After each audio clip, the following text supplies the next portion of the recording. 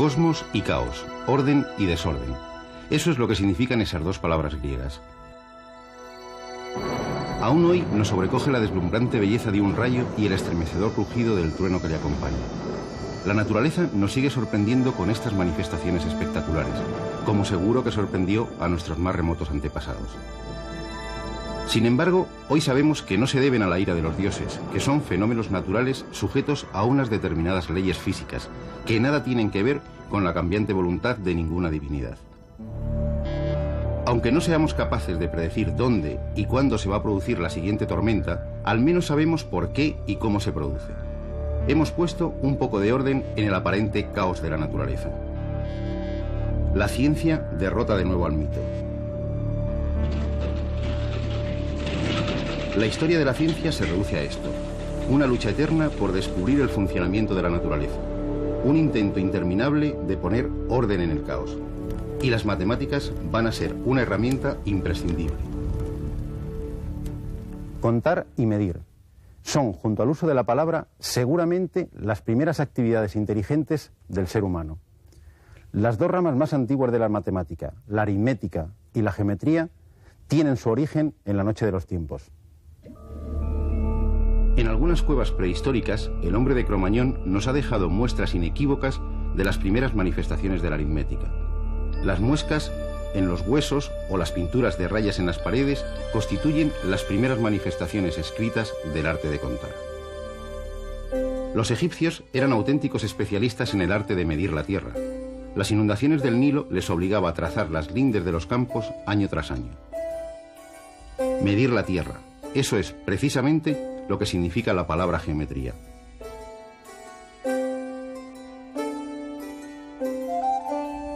Pero aún hay un largo camino que recorrer entre esas manifestaciones utilitarias de las matemáticas y el auténtico nacimiento de la matemática como ciencia.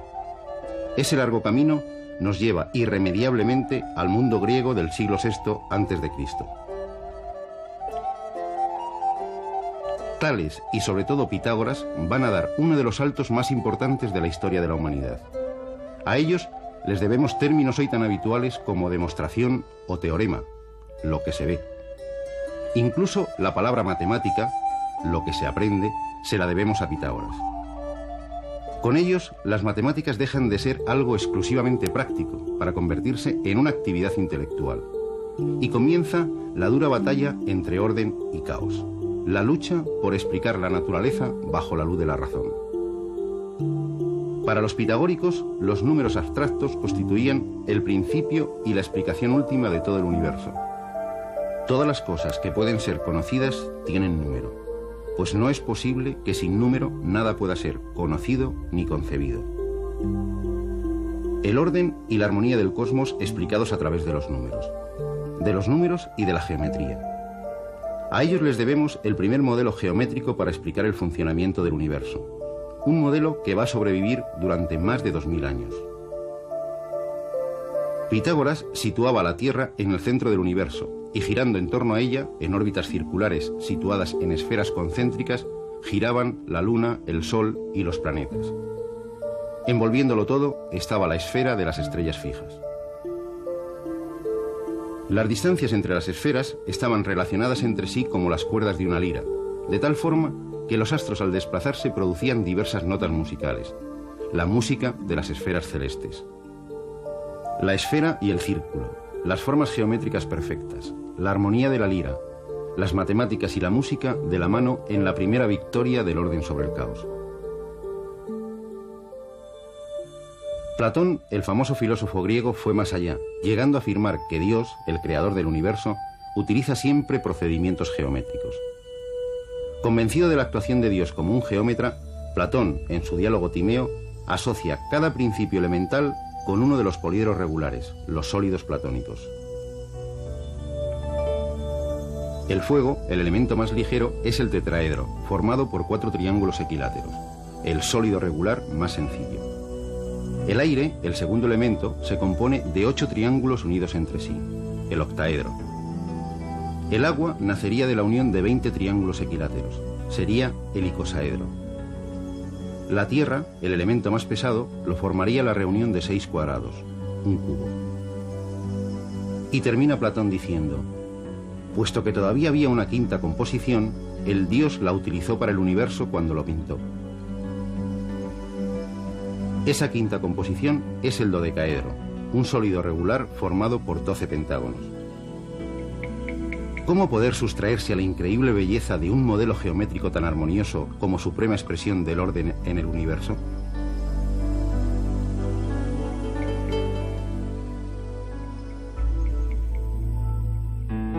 Muchos siglos más tarde, Johannes Kepler, cautivado por la idea de Platón, seguiría defendiendo uno de los errores más hermosos de la historia de la ciencia: que las órbitas de los planetas estarían diseñadas de tal forma que las esferas que las contuviesen encajarían exactamente en el interior de los sólidos regulares, metidos unos dentro de otros. Unos años más tarde, él mismo se encargaría de hacer saltar por los aires esta bella revelación, al descubrir que las órbitas planetarias son en realidad elipses. Unas formas geométricas, los sólidos regulares, eran sustituidos por esta otra forma geométrica, una de las cónicas investigadas por Apolonio de Pérgamo. El modelo había perdido en belleza, pero había ganado en simplicidad. Dios seguía siendo un geómetra.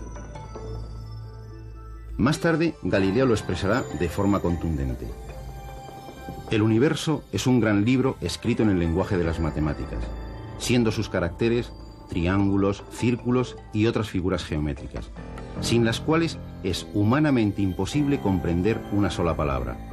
Sin ellos, solo se conseguirá vagar por un oscuro laberinto.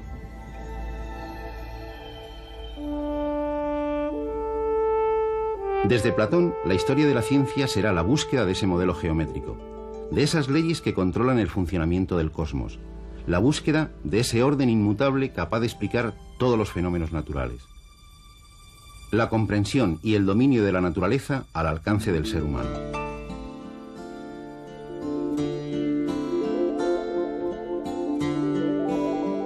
Aristóteles situará la Tierra en el centro del universo y el frente de batalla entre el orden y el caos en la esfera de la órbita lunar.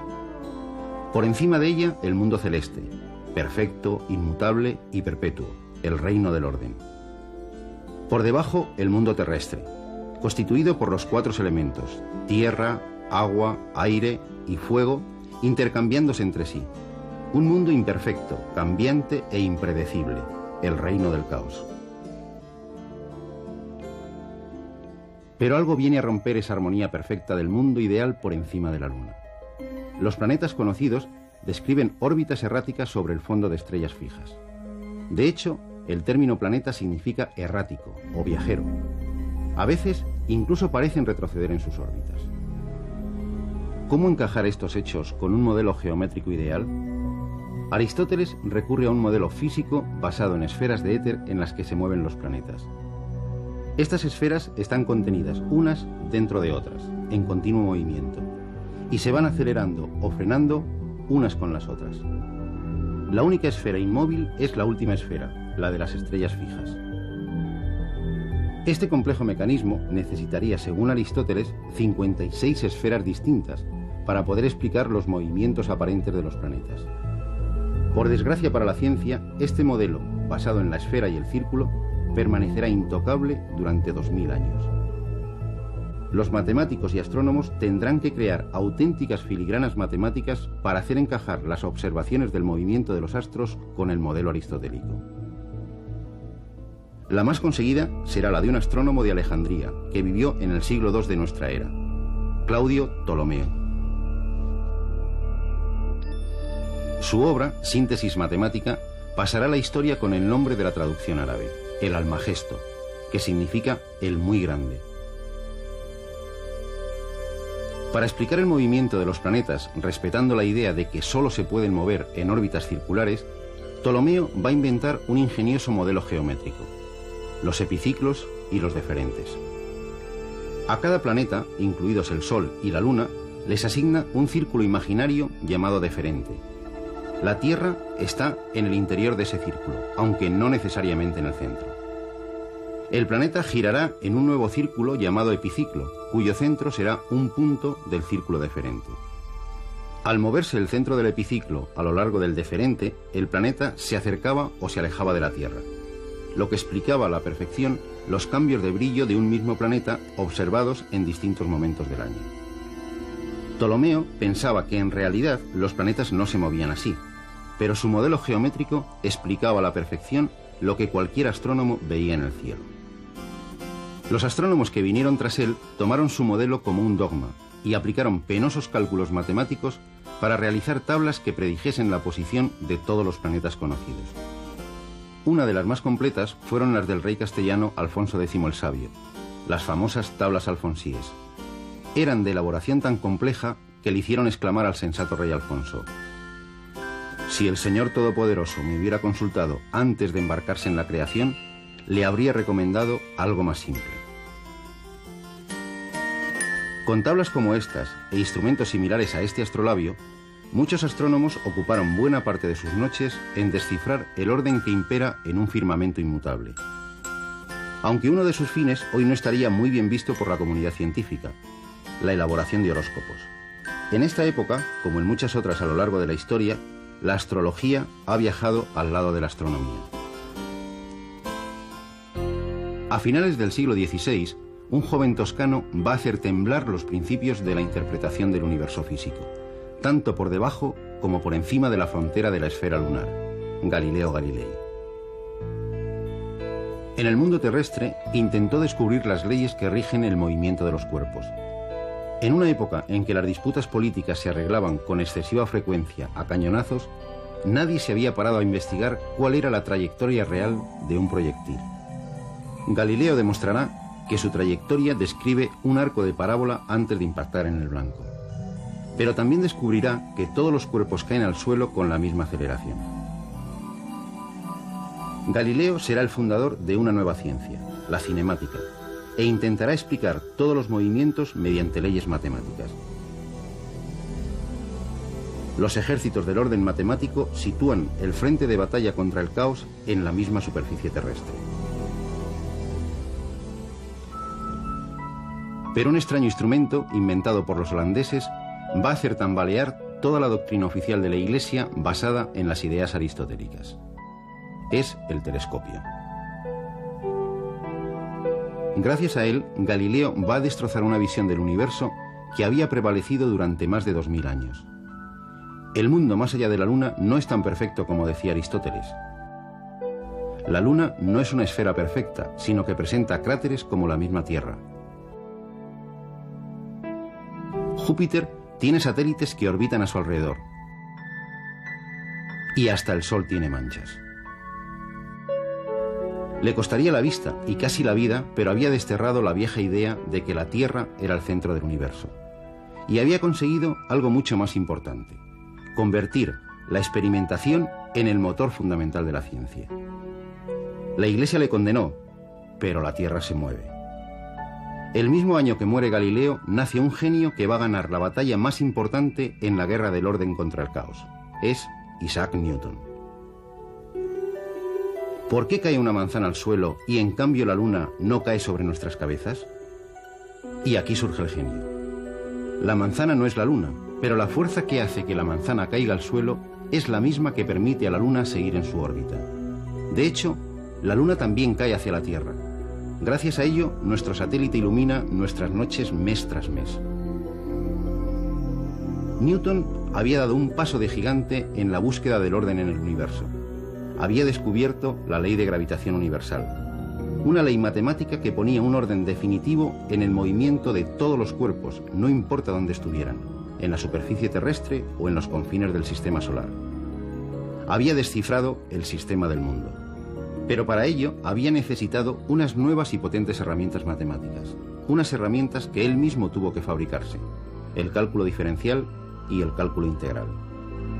Unas herramientas que de manera irrefrenable han extendido las fronteras del reino del orden matemático por casi todos los rincones del mundo científico.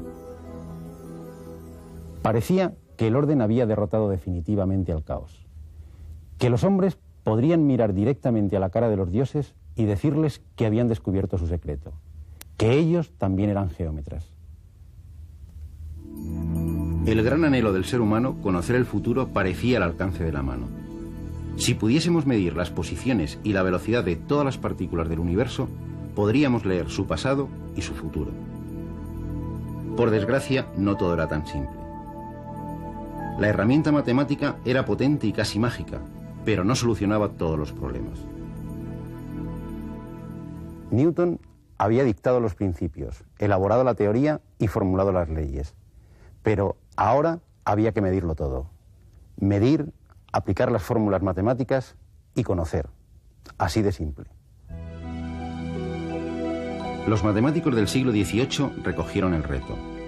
Los Bernoulli, Euler, D'Alembert, Lagrange y Laplace, entre otros, se lanzaron a completar y explicar el universo newtoniano.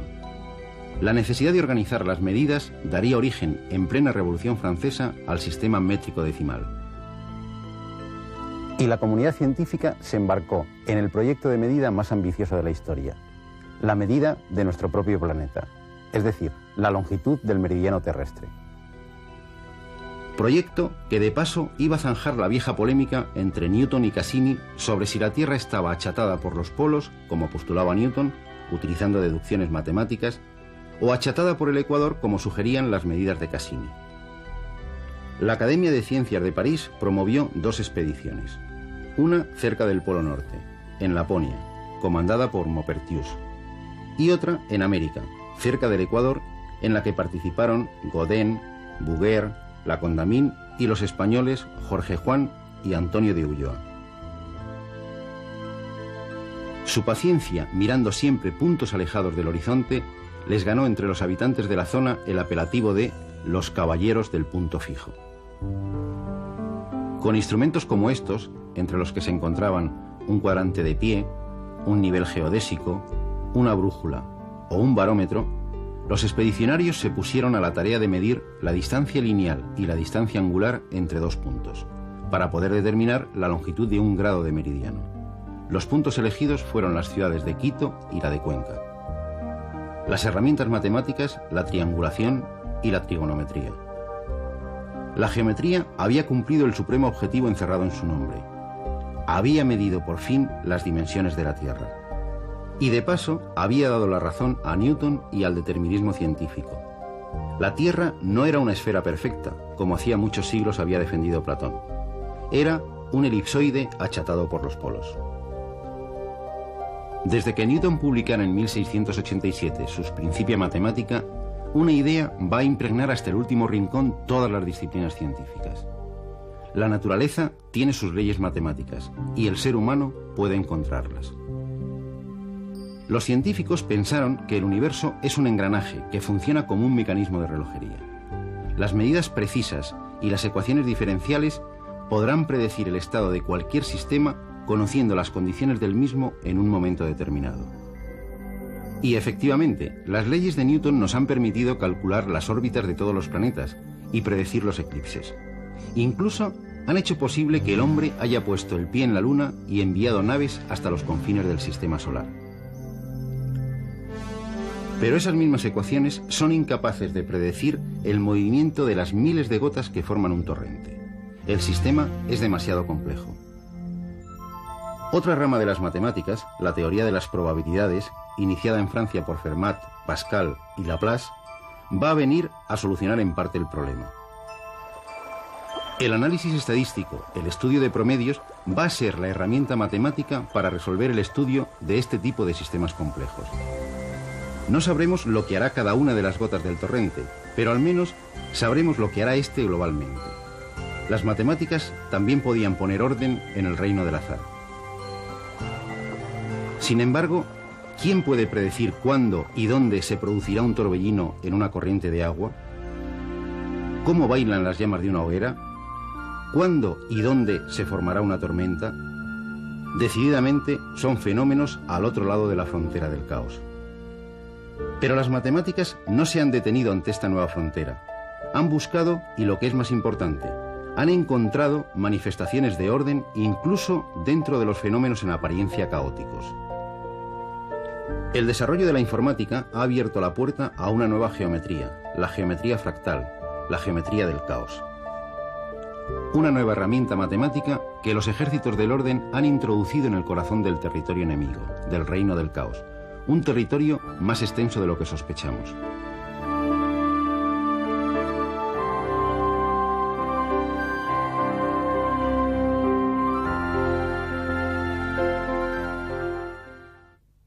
Miren a su alrededor. El batir de las olas en un acantilado, las nubes que pasan sobre nuestras cabezas, la evolución de una plaga de langostas, los vaivenes de la bolsa, nuestra atmósfera e incluso nuestro sistema solar son sistemas caóticos. En contra del sueño de Newton, la naturaleza tiene una componente caótica más fuerte de lo que sospechamos. Caos y orden, orden y caos. ¿No serán en el fondo las dos caras de una misma y maravillosa moneda, la naturaleza?